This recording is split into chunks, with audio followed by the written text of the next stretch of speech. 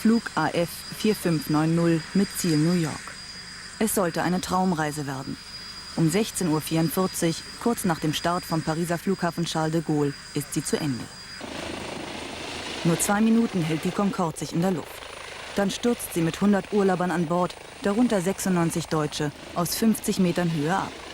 Unter den Passagieren sind auch 3 Kinder. Das Landerad. Stücke vom Triebwerk. Trümmer im weiten Umkreis verstreut. Ein Augenzeuge berichtet. Ich war gerade am Arbeiten und habe beobachtet, wie die Concorde abgehoben ist. Es gab einen Knall. Hinten links kam Feuer aus der Maschine. Trotzdem ist das Ding weiter gestiegen. Hinten kam immer mehr Feuer raus. Und dann so ungefähr nach 30 Sekunden sehe ich, wie es die Concorde auseinanderreißt. Nur Trümmer, Trümmer, die einfach auseinanderfliegen.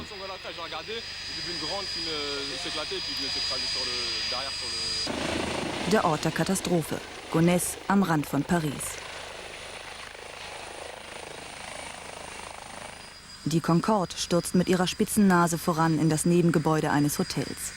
4 Menschen kommen in dem brennenden Haus um. 5 überleben verletzt. Er hat die Opfer gesehen im Hotel. Ja, aber ich konnte nichts machen. Der Rauch war so dicht, da konnte man nicht rein. Ich habe es probiert, habe mit dem Ellbogen ein Fenster eingeschlagen, da sind die Flammen rausgeschlagen, die Bäume brannten, wir standen mitten im Feuer. Auch der Mythos eines Flugzeugs verglühte. Seine Entwicklung und seine Leistung sind legendär.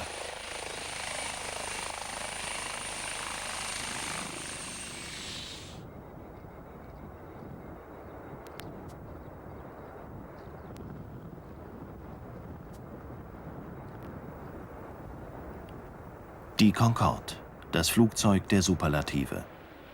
Vor einem Jahr durften wir bei 2 Flügen drehen. Eine exklusive Genehmigung, die nur selten erteilt wird. Die Passagiere der Concorde werden mehr abgeschirmt als bei anderen Flugzeugen. Schon in der Küche 3 Stunden vor Abflug merkt man, dass irgendwas anders ist.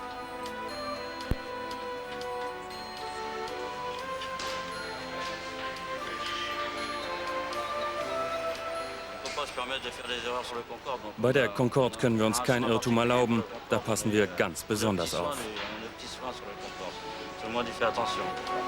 Jeder Teller wird heute gebraucht. Der Flug von Paris nach New York ist ausgebucht.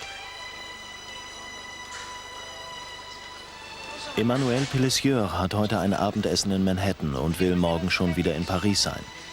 Fast alle Passagiere reisen mit großen Plänen und kleinem Gepäck. Ein Ticket kostet hin und zurück 14.000 Mark.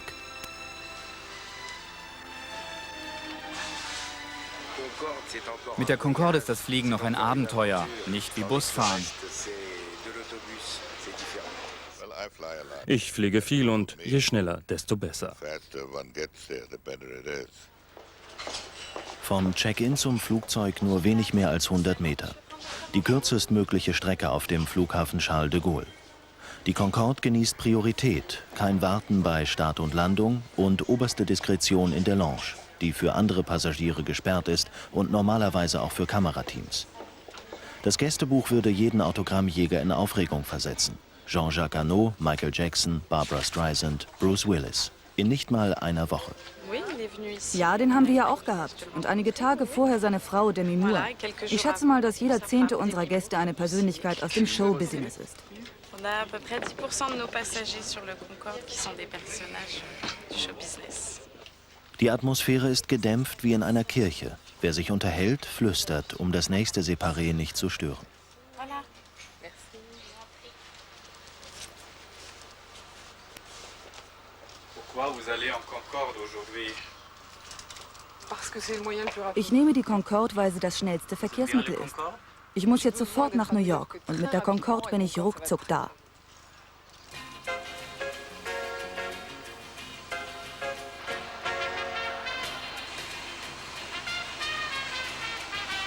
Nur 12 Concordes sind heute noch im Einsatz, im Vergleich zu etwa 1000 Jumbojets.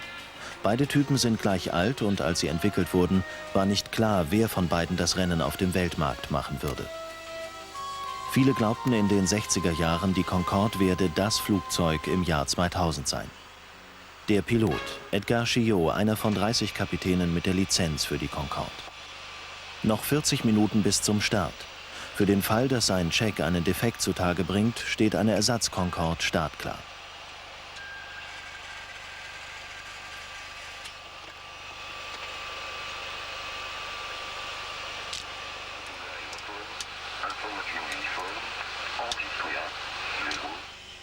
Sechsmal täglich überquert die Concorde den Atlantik.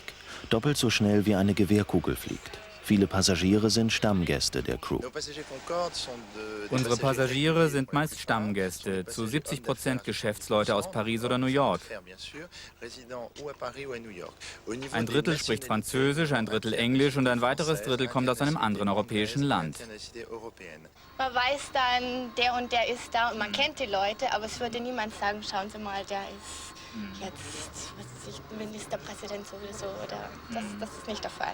Wir sind mit diesem Flugzeug schon 4-mal geflogen. Ich mag besonders, wenn wir über dem Wasser sind. Das geht gerade weg hoch auf 75.000 Fuß. Wunderbar, absolut aufregend.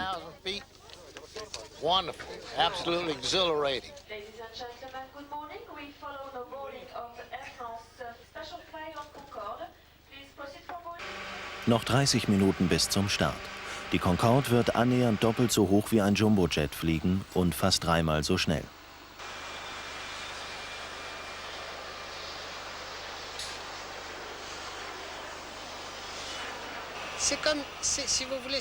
Sie müssen sich vorstellen, Sie fahren einen Rennwagen.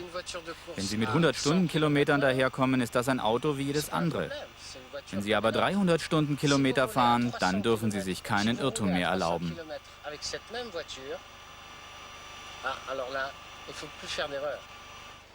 Die Concorde, ein Flugzeug, das keinen Irrtum erlaubt.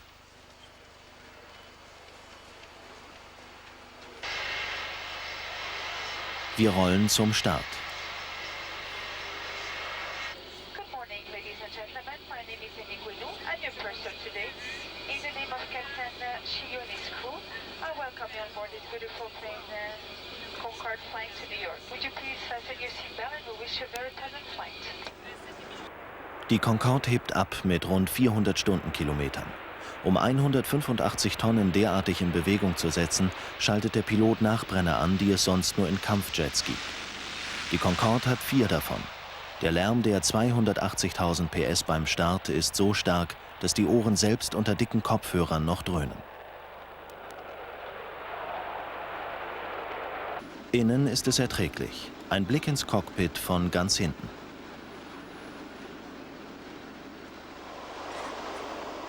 Damit keine Zeit verloren geht, wird gleich nach dem Start serviert. Champagner, Kaviar und Blinis.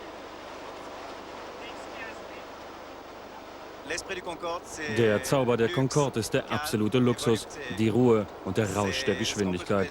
Was will man mehr von einem Flugzeug mit Blick auf das 21. Jahrhundert? Ist der Flug immer so voll wie heute? 50% ist ja voll, ja. Vor allen Dingen in der Woche. Am Wochenende ist es etwas ruhiger. Und welche Strecke ist besser gebucht? Die Strecke von Paris nach New York ist viel besser Wie gebucht. viele Passagiere haben Sie jetzt an Bord heute? Wir haben fast voll 90, 95 Passagiere. Auch Brigitte Kruse, die deutsche Stewardess der Concorde, ist unter den Opfern von Gonesse. Alle Besatzungsmitglieder, alle 9, kommen um. Die Rettungsleute zählen jetzt 113 Tote. Keine Hoffnung mehr an diesem Ort, einer Wüste aus Wrackteilen.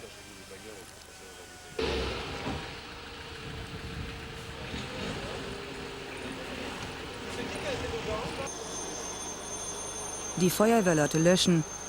Die Gendarmen vor den rauchenden Resten der Concorde sind fassungslos. Sie können nichts tun. Von dem einst so eleganten Überschallflugzeug bleiben nur Trümmer, Qualm und Rauch.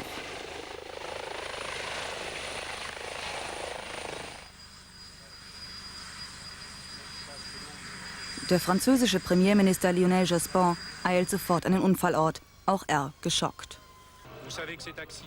Wissen Sie, das war ein besonders schlimmer Unfall. Es ist praktisch sicher, dass es keine Überlebenden in dieser Maschine gibt. Und in diesem Moment denke ich an alle Opfer, an die Besatzung und unsere Freunde in Deutschland, an alle Passagiere, die sich an Bord befunden haben. à nos amis allemands aussi, qui sont pratiquement l'ensemble des Passagers qui sont concernés. Die Concorde, ein französischer Mythos und ein technisches Wunder. Bis zum Tag der Katastrophe. Beim Überschallflug erwärmt sich die Concorde auf über 100 Grad Celsius und dehnt sich aus. Sie wird ungefähr 20 Zentimeter länger, erklärt uns der Bordingenieur. Hier gibt es eine Stelle, wo sogar ein Spalt zwischen zwei Geräten entsteht. Sehen Sie, ich kann jetzt nach einer Stunde Flugzeit meine Hand hineinstecken. Nach der Landung wird diese Spalte verschwunden sein.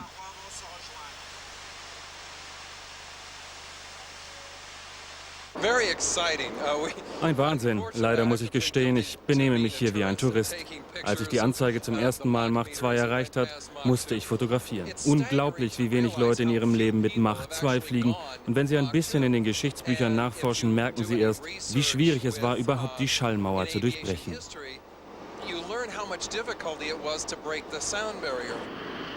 Bis zur Mitte des 20. Jahrhunderts war die Schallmauer eine Grenze, die der Mensch mit seinen Mitteln nicht bezwingen konnte. Dieser Spielfilm zeigt, wie mühsam die Versuche waren, Mach 1 oder über 1000 Stundenkilometer zu erreichen.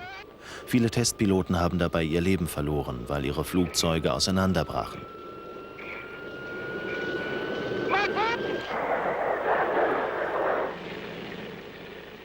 Im Oktober 1947 gelang es zum ersten Mal. Dies sind die echten Bilder. Am Steuer eines Raketenflugzeugs vom Typ Bell X-1 sitzt der amerikanische Testpilot Chuck Yeager.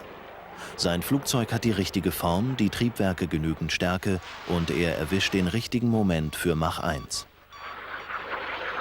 Die doppelte Schallgeschwindigkeit wird erst Jahre später erreicht werden. Hinter allen Versuchen steht das Militär. Auch in Europa bestimmen Militärs die technische Entwicklung. Die englische Fairey Delta II, ihr Delta-Flügel, eine Vorlage für die Concorde. Die Franzosen dagegen erreichen Weltrekorde mit Geschwindigkeit.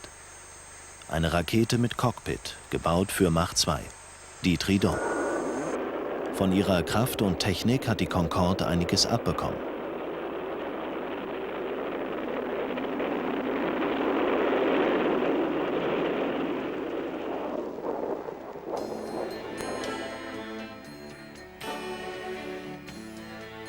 Mitte der 50er Jahre testen Engländer und Franzosen, zunächst jeder für sich, Formen für einen Überschall-Passagierjet. Schnell wird den ehrgeizigen Nachbarn beidseits des Kanals klar, dass sie ihr Ziel nur gemeinsam erreichen können. Im Juni 1962 unterschreiben ihre Regierungen einen ungewöhnlichen Vertrag. Sie verpflichten sich, das Programm bis zum Ende durchzuziehen, koste es, was es wolle. Der Vertrag verbietet sogar, dass einer der beiden Partner aussteigt. Es war das erste große internationale Flugprojekt mit zwei Ländern, die anfangs keineswegs die gleiche Sprache sprachen.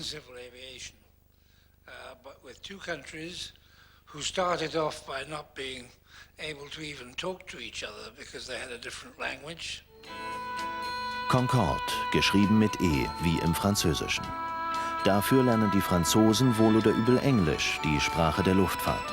Und sie sichern sich 001, den ersten Prototyp, während die Engländer 002 akzeptieren. Beim Bau steuert jede Seite die Hälfte bei, genau aufgeteilt bis zur letzten Schraube. Die Gelben messen in Zentimeter, die Roten in Inch und die Politiker achten darauf, dass keine Seite eine Schraube mehr produziert als die andere. Die Concorde litt darunter, dass sowas zum ersten Mal gemacht wurde und dass so viel Nationalstolz im Spiel war. Vorschläge für einen einzigen Produktionsstandort zum Beispiel wurden schnell verworfen, weil keine Seite ihn der anderen zugestehen wollte. Ein britischer Vulkanbomber ist die Hebamme für das neue Triebwerk vom Typ Olympus. Es muss eine Leistung erbringen, die bislang noch keinem Motor abverlangt wurde. Nicht nur eine Besatzung auf Mach 2 zu schießen, sondern dazu 100 Passagiere und deren Gepäck. Doch es wird noch Jahre dauern, ehe ein Concorde-Triebwerk die Schallmauer durchstößt.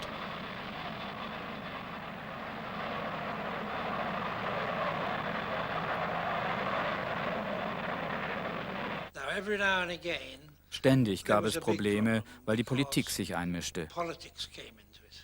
Die Franzosen waren besser im Befolgen von Vorgaben, während wir nur immer rumdiskutierten.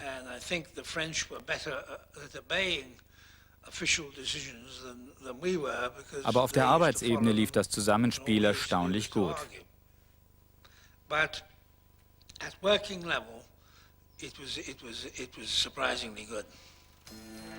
An der Spitze der Franzosen André Turcat, ein erfahrener Testpilot.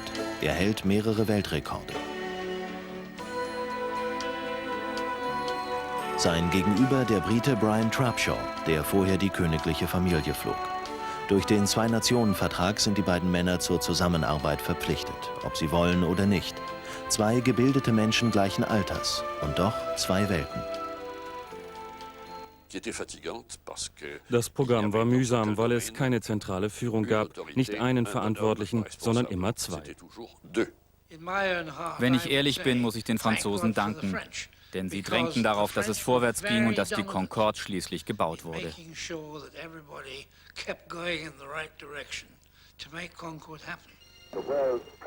Toulouse, 2. März 1969. Die Weltpresse, Radio- und Fernsehreporter, ungefähr 600 Luftfahrtjournalisten. Die ganze Welt ist buchstäblich nach Toulouse gekommen.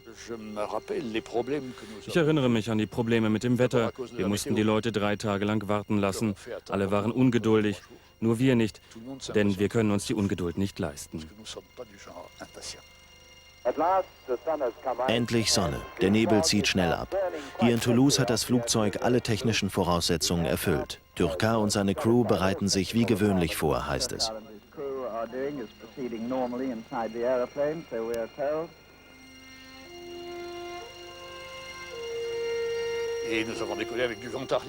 Wir sind mit Rückenwind gestartet, was ungewöhnlich ist. Ich wollte lieber nicht über Toulouse fliegen, weil ich dachte, bei einem Erstflug hat man dazu kein Recht. Le Concorde ici, Blagnac Airport, vous pouvez décoller, le vent au sol 320 degrés, 4 nœuds, répondez. Rotate any second, nose wheel well up, smooth rotation continuing, nose come up to 20 degrees, she's airborne, she flies.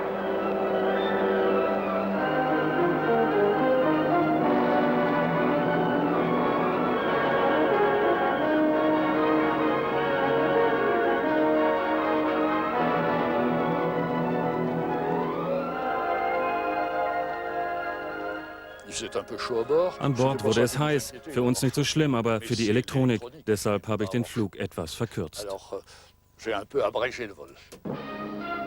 Nach 27 Minuten landet André Turcat den Supervogel 001 schweißgebadet, wie er es im Simulator gelernt hat.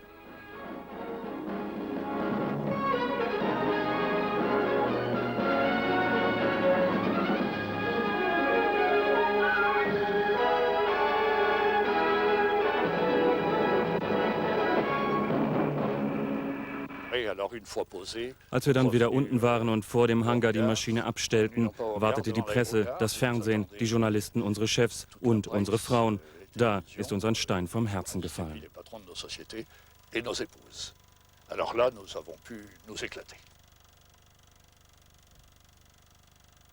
Anders als der Franzose zeigt der Brite Brian Trapshaw noch heute Emotionen, wenn er die Bilder seines ersten Concorde-Starts sieht. Filton, 9. April 1969. Eine 6-köpfige Crew unter Leitung von Brian Trapshaw besteigt das Flugzeug. Wir waren ziemlich aufgeregt, jeder auf seine Art. Für uns war es etwas Besonderes, dass wir so weit gekommen waren. Hier geht die Tür zu, wir sind drin und kein Weg mehr zurück. Das bin ich im Cockpit. Wir mussten Schutzhelme tragen. Protective helmets. Concorde 002 is clear takeoff.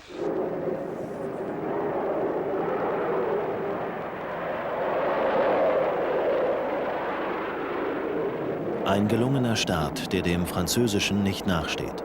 Noch kann Trapshaw nicht wissen, dass gleich sein gesamtes fliegerisches Können gefragt sein wird. Wir hatten viel zu tun und waren sehr erleichtert, dass alles lief. Hier sehen Sie, dass die Fahrgestelle unten sind. Wir haben sie auf dem ganzen Erstflug nicht eingefahren.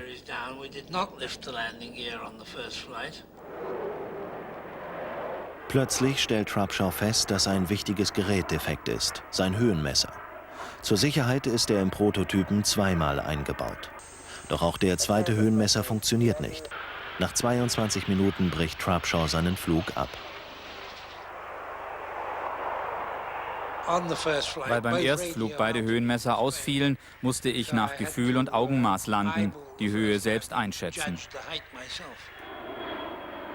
Dramatische Sekunden, die kein Außenstehender bemerkt. Solche Momente wird es immer wieder geben auf den insgesamt 600 Testflügen der Concorde.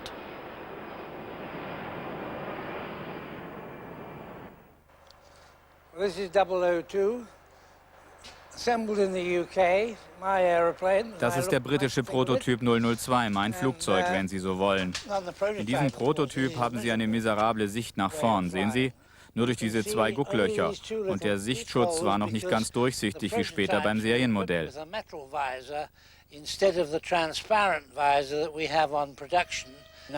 Ich habe dieses Teil gehasst, weil wir immer Angst hatten, dass es nicht richtig runtergehen würde vor der Landung. Und wir haben es den Amerikanern zu verdanken, dass ein durchsichtiger Sichtschutz kam. Ohne den wäre die Concorde nie für die USA zugelassen worden.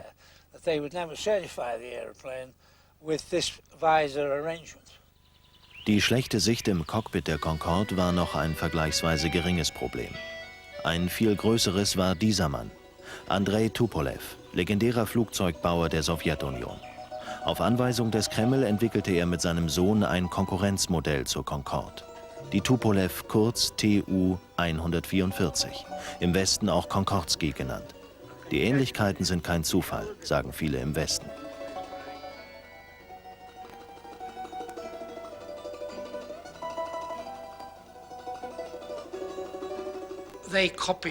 Sie kopierten alles von unserem Prototypen, was sie für sinnvoll hielten.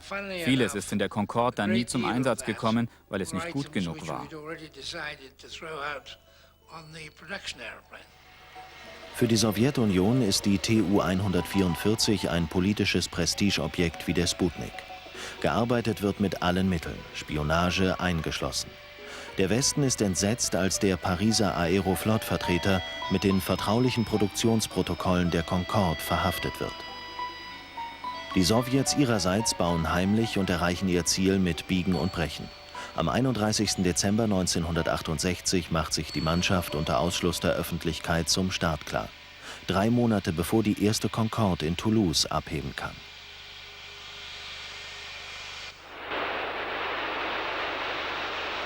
Trotz des Schnellstarts und etlicher Konstruktionsfehler geht alles gut. In wenigen Jahren soll die Tupolev 144 die Langstrecken der Aeroflot im Inland bedienen. Ein Triumph des Sozialismus.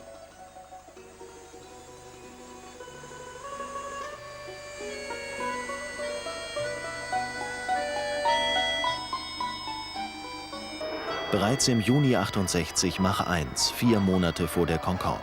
Im Mai 70 Mach 2, gut 5 Monate vor der Concorde. Der weltweite Erfolg der Supersonic Airliner. Nur noch eine Frage weniger Jahre? Der Rollout der ersten Serien-Concorde in Toulouse. Für die beiden Testpiloten ein Freudentag. Die Kundenliste wird länger und länger, der kommerzielle Welterfolg zum Greifen nah. Über 70 Fluggesellschaften haben Kaufoptionen gezeichnet. China Airlines 3, die Lufthansa 3 Concordes, Pan Am, Air India, Japan Airlines. Alle großen Abnehmer treten zum Gruppenfoto an.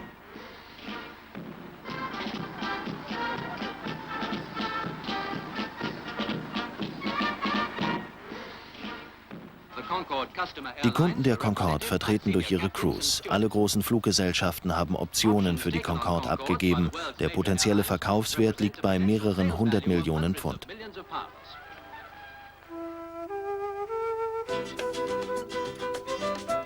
Um den Millionensegen weiter zu steigern, wird der jüngste Prototyp in die Welt hinausgeschickt.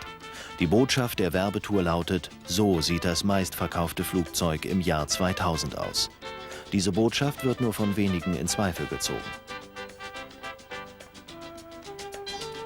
Überall ist die Concorde willkommen, überall großer Bahnhof. Alle wollen Mach 2 selbst erleben und begreifen. Später werden viele trotz ihrer Begeisterung die Concorde ablehnen. Doch noch halten die Araber ihre Ölwaffe zurück und der Schah empfängt Brian Trubshaw wie einen Staatsgast.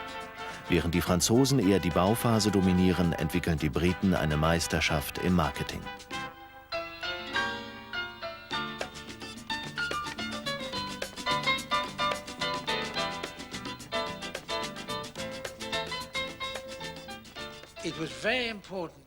Es war sehr wichtig, den Leuten die Concorde nahezubringen und sie auf dem Laufenden zu halten.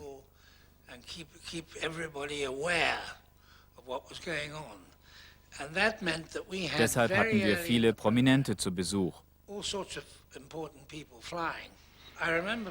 Ich erinnere mich besonders an Prinz Philipp und Prinz Bernhard aus den Niederlanden, die die Concorde selbst flogen.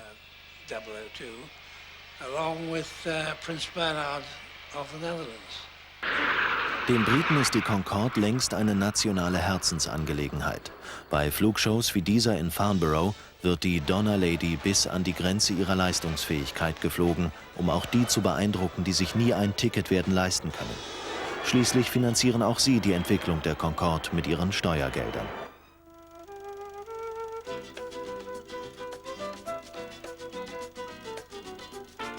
Der erste Linienflug, festgehalten von britischen Kameras. Die Briten starten nach Bahrain, die Franzosen über Dakar nach Rio de Janeiro. Nun dürfen endlich die Wichtigen ihren Hummer bei Mach 2 genießen und den Neid der Zuhausegebliebenen.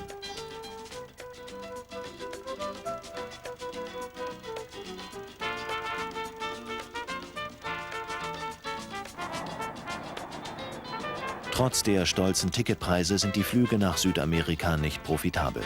Nach 6 Jahren werden sie eingestellt. Die Concorde verliert ihr vielleicht schönstes Ziel. Das große Geld lockt weiter nördlich, seit 1982 exklusiv in New York.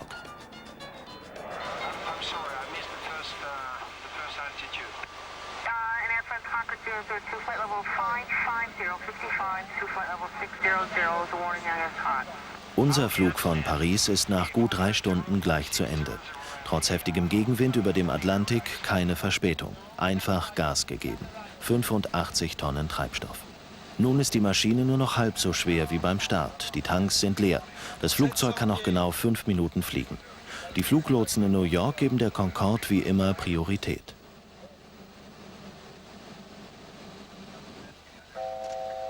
Der Touchdown nach genau 3 Stunden und 41 Minuten Flugzeit. In New York ist es jetzt 8:30 Uhr morgens. Die Passagiere in den Jumbos werden noch 4 Stunden länger über dem Atlantik fliegen. Die Concorde hat für ihren Flug genauso viel Treibstoff verbraucht wie eine Boeing 747 mit 3- oder 4-mal so viel Passagieren und Gewicht. Umweltfreundlich ist der Zeitgewinn nicht, aber rekordverdächtig.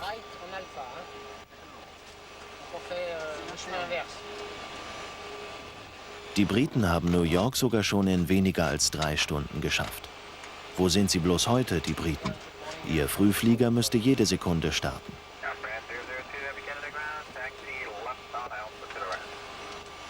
Obwohl er das Bild kennt, schaut Edgar Chillot jedes Mal mit großen Augen hinterher. Und nicht nur er.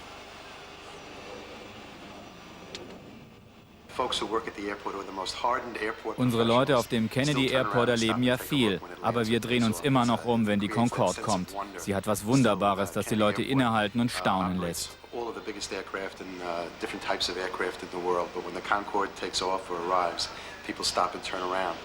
Kapitän Chillot hat sein Rennen hinter sich, ohne eine Sekunde Pause.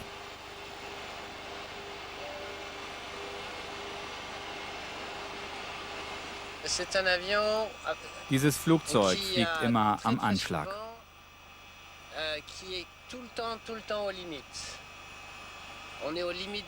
Die Geschwindigkeit, die Temperatur, alles immer am Anschlag. Das heißt, man ist immer kurz davor, einen Irrtum zu begehen.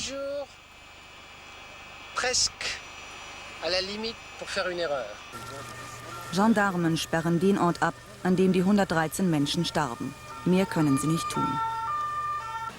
Die Concorde war erst 5 Kilometer geflogen, noch im Steigflug, in 50 Meter Höhe. Nach einer knappen Minute brach Feuer im linken Triebwerk aus. Es hat am linken Flügel Feuer gefangen, driftete dann ab und fiel auf das Hotel. Meine Freunde und ich haben das gesehen, es war schrecklich. Die Maschine war für ihren Flug über den Atlantik vollgepumpt mit Treibstoff. Beim Aufprall ist dieser Treibstoff sofort explodiert. Nicht zuletzt deshalb hatte keiner an Bord eine Chance. Noch in der Nacht werden die beiden Flugschreiber gefunden. Sie sollen endgültig Aufschluss über die Unfallursache geben.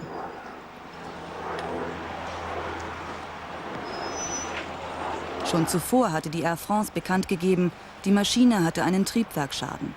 Kurz vor dem Start noch hatten Mechaniker an Triebwerk 2 ein Ersatzteil eingebaut. Der Flugkapitän hatte auf dieser Reparatur bestanden. Der Start verspätete sich deshalb um über eine Stunde.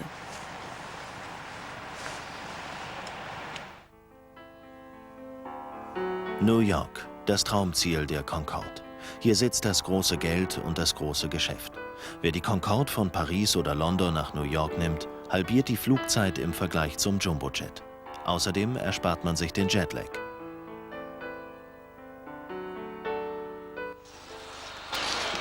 Flughafen JFK, kurz nach 5 Uhr morgens. Die Crew bereitet den Rückflug vor. Wir haben heute 53 Passagiere, ein besonderes Essen und ein paar VIPs, über die ich später berichten werde. Die Mucken und Macken der heutigen VIPs kriegen wir nicht mit. Geschäftsgeheimnis. Da steht sie, der Grund unserer kurzen Nacht. Air France Flugnummer 001. Sie ist so laut wie die anderen alten Flugzeuge auf unserem Airport. Aber der Nutzen für die Stadt und die Geschäftsleute, den Atlantik in weniger als 4 Stunden zu überqueren, der ist es wert. In den letzten 6 Wochen habe ich 6 Mal die Concorde genommen, weil ich es nicht mag, nachts zu fliegen. Ich esse lieber in Europa zu Abend und bin dann am nächsten Abend wieder zurück.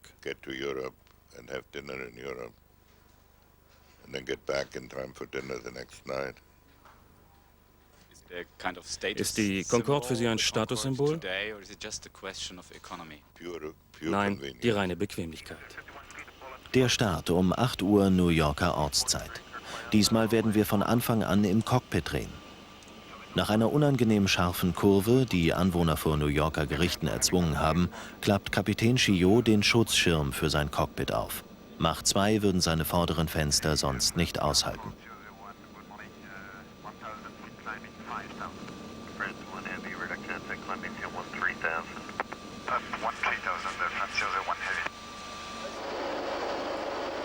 Unter den Fluggästen sitzt auch wieder Emmanuel. Statt Kaffee ein Glas Champagner zum Aufwachen. Währenddessen gibt es im Cockpit ein Problem. Ein berühmter Modeschöpfer hat sich über unsere Kamera beschwert, obwohl wir ihn weder wahr noch aufgenommen haben. Die Crew fürchtet, einen guten Passagier zu verlieren und verbietet weitere Aufnahmen in den ersten Reihen. Big Henry haben wir schon vorher gefragt und gefilmt. Henry Kissinger ist ein wichtiger Zeitzeuge. Als amerikanischer Außenminister hatte er mehrfach Ärger wegen der Concorde. 1973, das Schicksalsjahr, der Mythos kippt. Die Amerikaner führen einen merkwürdigen Feldzug gegen Abgase und Überschallknall. Ausgerechnet in New York darf die Concorde nicht landen. Hinter dem Umweltgedanken verbirgt sich ein handfester Wirtschaftskonflikt. Die amerikanischen Flugzeugbauer haben ein eigenes Überschallprojekt aufgegeben und wollen nun verhindern, dass andere den Weltmarkt erobern.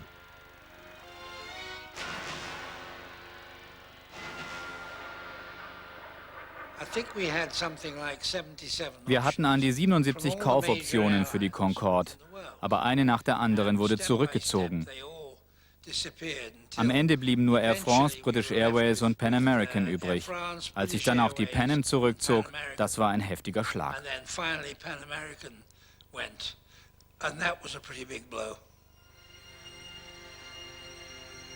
Die technische Revolution wird zum wirtschaftlichen Desaster. Unter dem Eindruck rasant steigender Ölpreise will sich keine Airline freiwillig mit einer Spritschleuder belasten. Nur die staatlichen Fluggesellschaften in Frankreich und Großbritannien kaufen gezwungenermaßen. Als der britische Vorstandsvorsitzende mit einem Scheck bezahlt, nennt er den großen Moment, das Ende vom Anfang.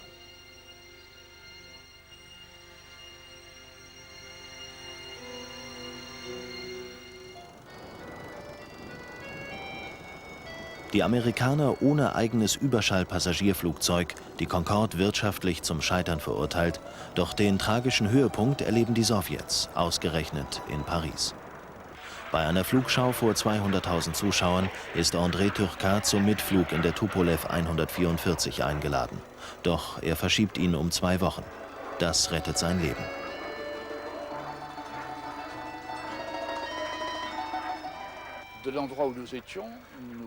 Von unserem Platz aus sahen wir den letzten Vorbeiflug sehr nah. Plötzlich geriet dem Piloten die Maschine außer Kontrolle. Das Flugzeug brach auseinander, der Treibstoff entzündete sich.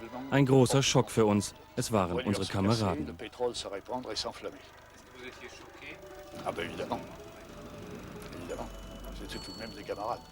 15 Menschen sterben in Goussainville bei Paris.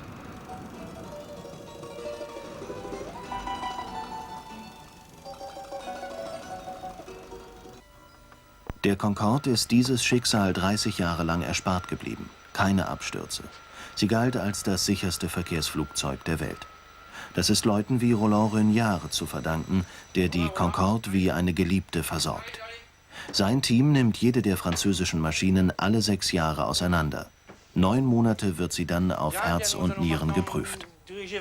Wir wollen jetzt mal ins Cockpit gehen. Da sehen Sie, dass wir alles auseinandernehmen. Die Anzeigegeräte der Mechaniker, Piloten und der Copiloten. Hier steckt die ganze Elektronik. Alle Computer wurden für die Revision ausgebaut. Wir überprüfen jedes einzelne Kabel und die Anhänger zeigen, dass was nicht in Ordnung war oder gefährlich ist. Die Geräte sehen nicht nur rustikal aus, sie sind es auch. Vieles würde heute anders gebaut werden. In den Schächten ruhen 20 Jahre alte Computer. Aus Garantiegründen will man sie nicht austauschen.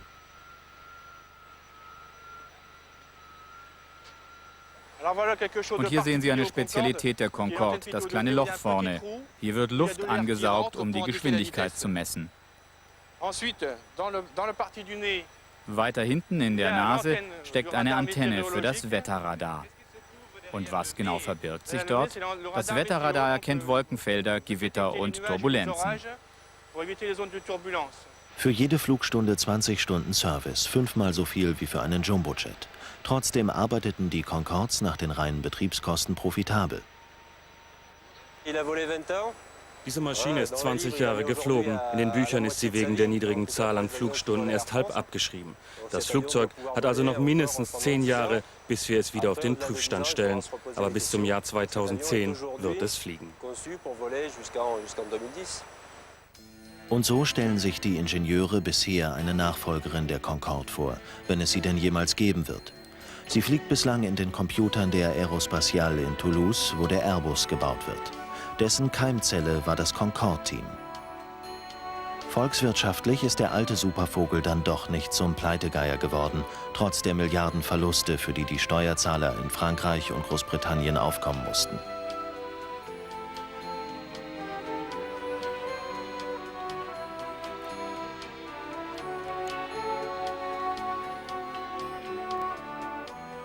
Das Entwicklungsbüro.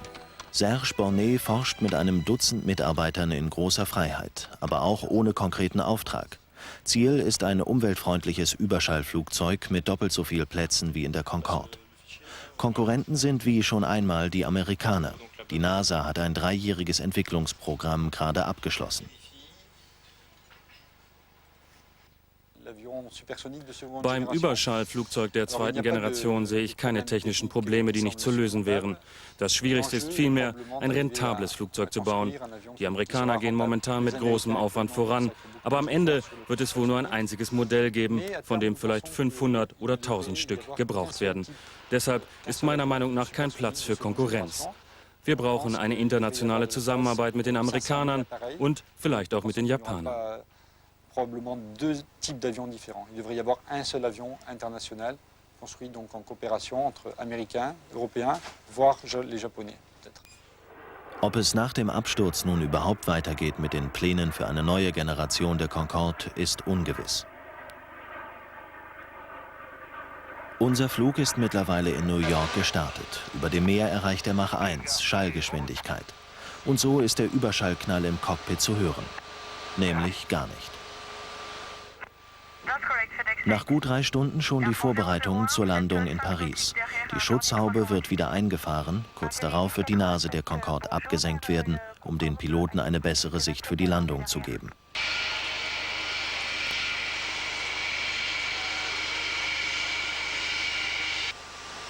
...300. Jetzt kommt sie. 200. 100. 80. 60. 20. 10. 0. Eine Landung wie aus dem Lehrbuch.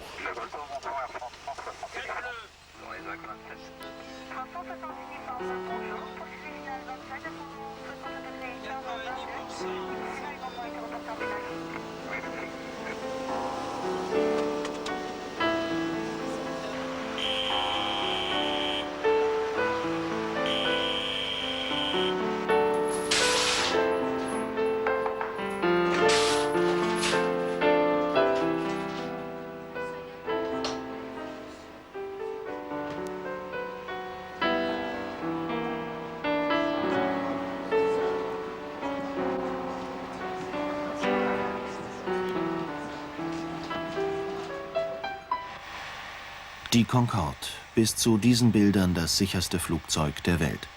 Am 25. Juli um 16:44 Uhr sterben auf diesem Feld 113 Menschen und ein Mythos. Die Concorde war ein technischer Triumph, der schon vor 30 Jahren einen hohen Preis gekostet hat. Doch damals war sie nur teuer. Nun, nach 113 Toten, ist ihr Preis ein anderer. Die Feuerwehrleute löschen noch bis in die Nacht. Rettungssanitäter bergen die Leichen. Und die härteste Pflicht kommt noch. Die Angehörigen müssen sie nun identifizieren. Die Opfer von Flug AF 4590.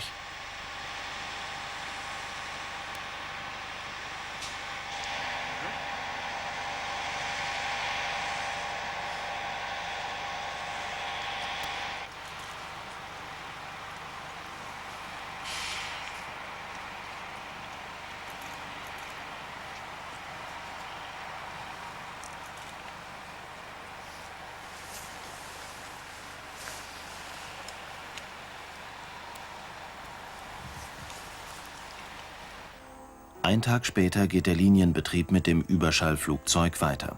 So wie in den vergangenen Jahrzehnten, zumindest in London.